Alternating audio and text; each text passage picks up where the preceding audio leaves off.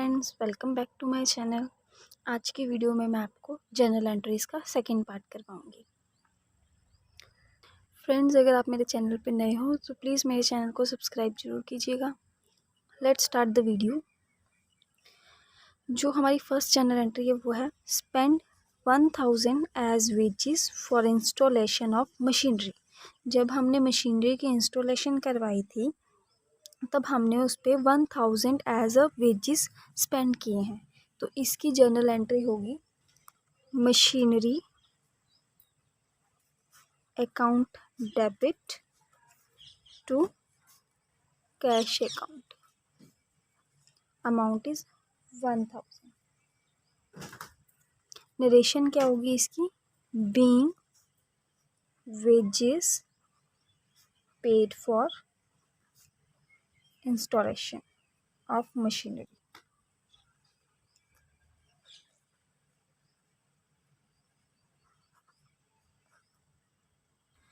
Next entry है salary payable to the secretary 5000 is due.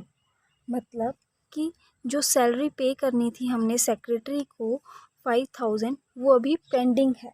तो इसकी एंट्री क्या होगी? Salary account debit to outstanding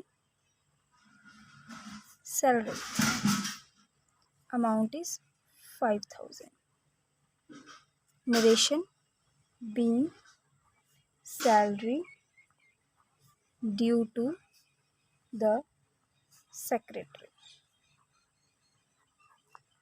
next entry है out of the rent paid this year 2000 is related to the next year.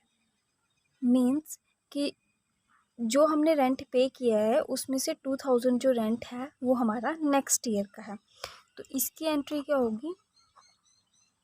Prepaid rent account debit to rent account 2000।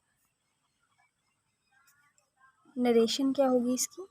Being rent paid in advance. Next entry है purchase goods from Mehta worth ₹5000।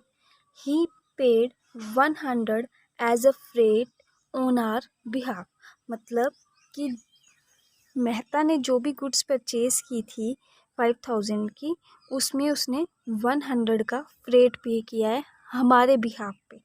तो इसकी entry क्या होगी? Purchase account debit freight account debit to Mehta account. Purchase कितने का किया था उसने? 5000 का। फ्रेट कितने का पे किया उसने? 100 का। तो टोटल कितना हो गया? 5100। नरेशन क्या होगी इसकी? Being goods purchase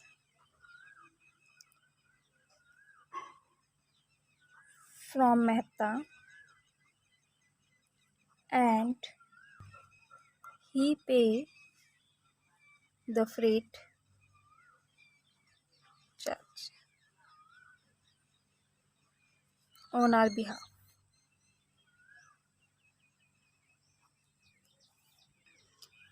next entry है allot 10% per annum interest on capital amount ₹2 lakh.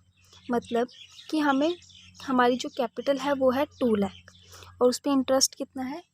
10%। तो हम यहाँ पे कैलकुलेशन कर लेते हैं साइड में। 2 लाख का 10% that is 20,000।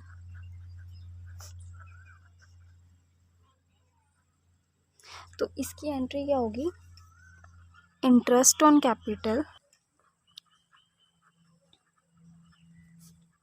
Account debit to capital account, amount जो होगा वो क्या होगा?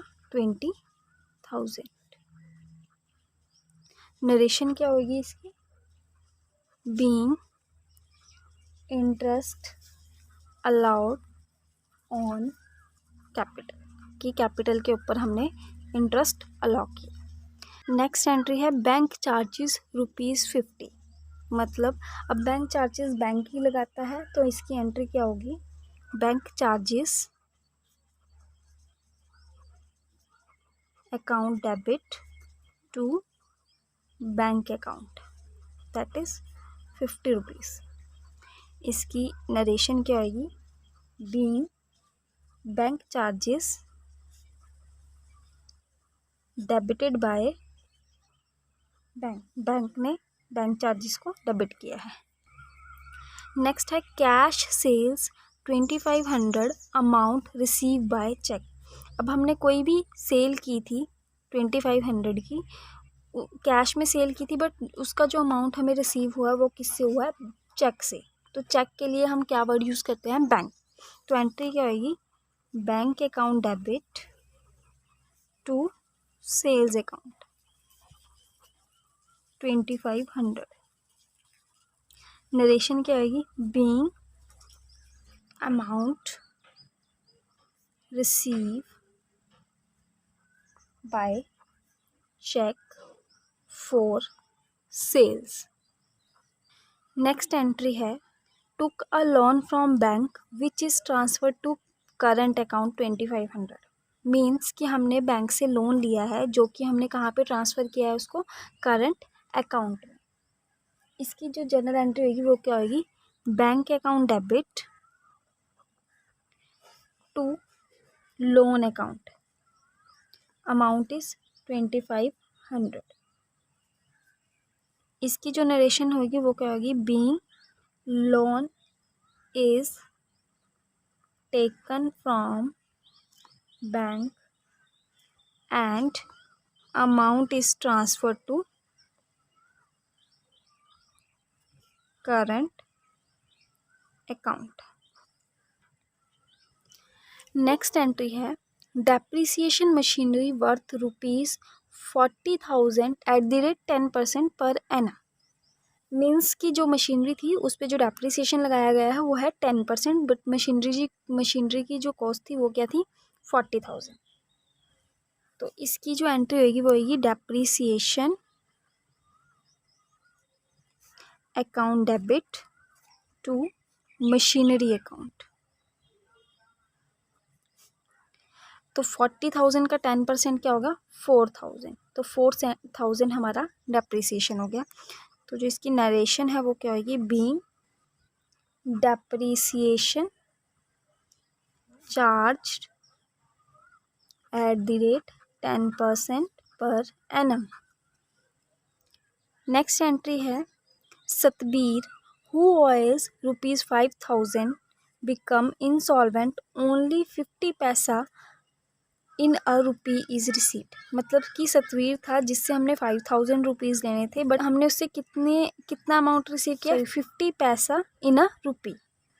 तो इसकी एंट्री क्या होगी, कैश अकाउंट डेबिट, कैश इसलिए यूज़ हुआ है कि हमने कितना रिसीव किया है, बैड डेट्स जो हमने अभी रिसीव नहीं किया है, bad debts account debit to Satbir account.